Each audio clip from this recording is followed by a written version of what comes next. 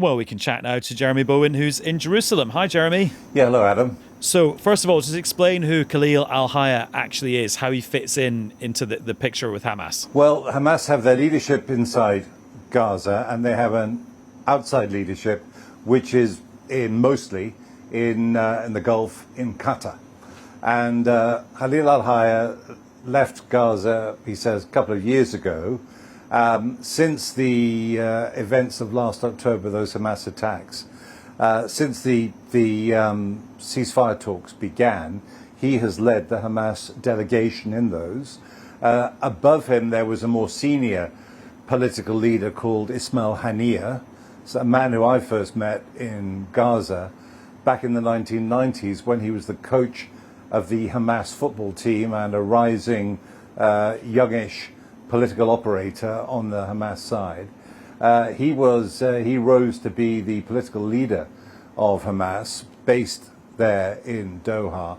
But when in July he was in Tehran, in Iran, he was assassinated by the Israelis. Now, Khalil Al Hayya was his number two, and he's now basically become the political number one, and he is second only in the organization to Yahya Sinwar. Yahya Sinwar is the leader inside Gaza, the man who is credited with being the mastermind of the October attacks last year. And now that Israel has killed Hassan Nasrallah, the leader of Hezbollah, he is without question number one on their most wanted list. And how did this interview come about, and why did you want to do it now? Well, it came about because we asked for it.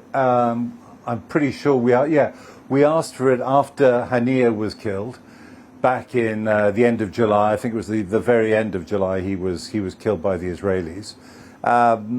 We asked for the interview because it's really important to talk to all sides of a story. I mean, it's simple. We had in the past asked for various things, and they weren't ready to talk to us, and now they are. And so it took a little bit of arranging. And I travelled down with the BBC team from here in Jerusalem to Doha, and we did the interview there. Actually, only it finished about an hour before Iran launched that attack on Israel on Tuesday. So yeah, I mean, the thing about it, Adam, is that if you want to get a full picture of a story, if you want to get a full picture of why the different parties to a war are doing what they're doing, then really the only way to do it, in my mind, and maybe this is sounding a bit old-fashioned, is to talk to people who are making the decisions. And he is one of their key decision makers. Therefore, it's very important, I would say, to talk to him. It's a very important part of impartial reporting, which is something which some people say is impossible and make jokes about and like to knock. But at the BBC, we think it is very important, and in my career, more than 40 years as a BBC journalist now, mostly as a foreign correspondent, it's something which I have always believed in, and I think that, you know, if you may not like what people have done, but it's very important to talk to them, because that's how you get a full picture. Yeah, and I always think with these interviews, yeah, you've got to hold the person to account, but it's not a prosecution. No, I mean, I don't believe in being rude. I do believe in being firm. In the past, I've interviewed quite a few people who were considered to be enemies of, certainly of my country, our country, the United Kingdom. I've interviewed President Bashar al-Assad during the war in Syria. I interviewed Colonel Gaddafi, the last interview, actually, before he was killed by his own Libyan people during the uprising there in 2011, and various others, and including people who've ended up in war crimes tribunals. So, you know, it's a very important part of talking. And one thing I would add as well is that the Israelis don't allow us into Gaza to do our reporting there. They do not allow international journalists to enter the place. They allow a certain number of humanitarian workers, some UN officials, things like that. They do not allow people like me. Now, if they did allow us, then we would more regularly speak to people, Palestinians in Gaza, who disagree with Hamas, and those who also agree with it. And there are opinion polls that show that there are still pretty large numbers of Palestinians who agree with the kind of arguments that he made. Fewer, perhaps, in Gaza than there were in the West Bank, the other end of the Palestinian territories, and East Jerusalem, where I'm standing at the moment.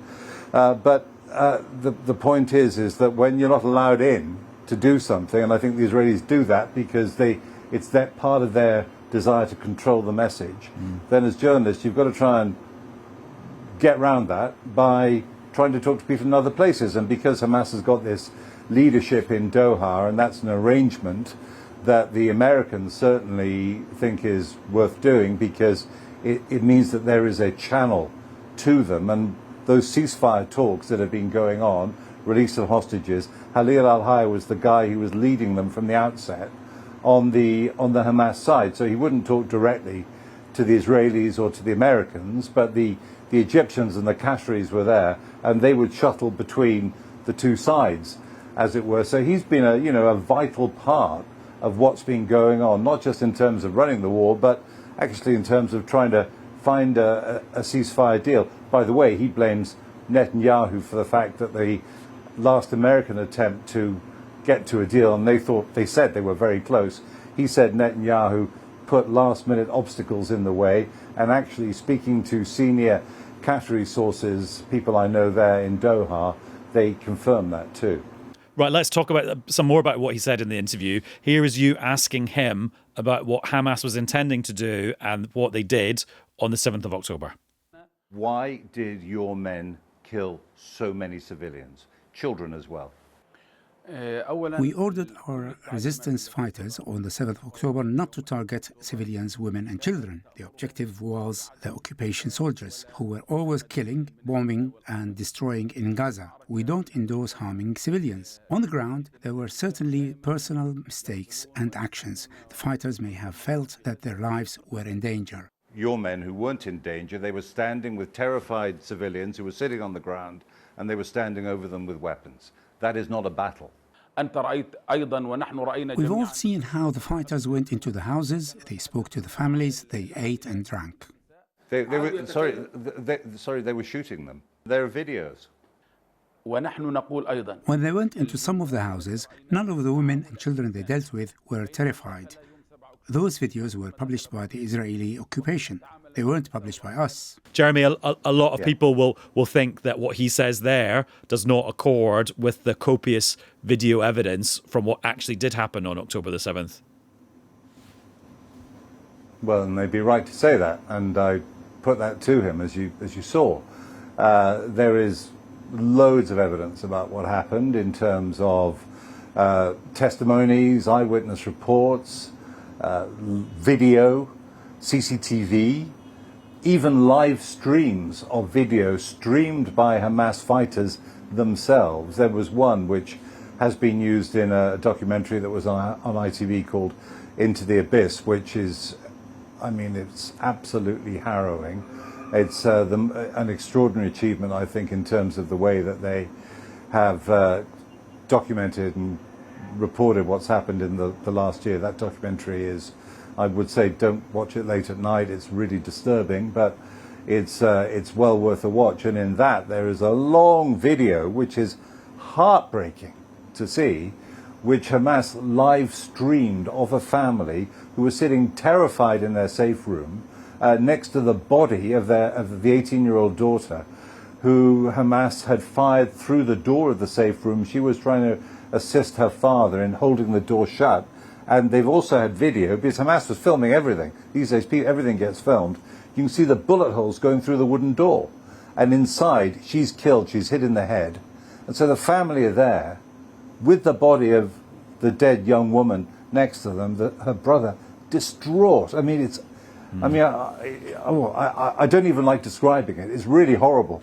But, it tells the story of what happened that day and shows, like many other things, that what happened on that day was not the way that he described it. Now, he does say that the orders to the fighters were not to kill civilians. Well, if those orders were given, then obviously they were not obeying them. And then if we zoom out to kind of the bigger picture of what's happening with Israel and Hamas now and the process that is or isn't happening, here's you asking him about how this might end. Israel says that under the right circumstances, they would have a ceasefire. What about a ceasefire, for example, where you simply give back the hostages and the war ends? Would you accept something like that? That's been talked about, I know. The question is, when will Netanyahu decide to stop the war? When will the world compel him to stop the war? It is the decision of Netanyahu and the Israeli occupation to continue the war. You could do it. You could surrender. How can we surrender?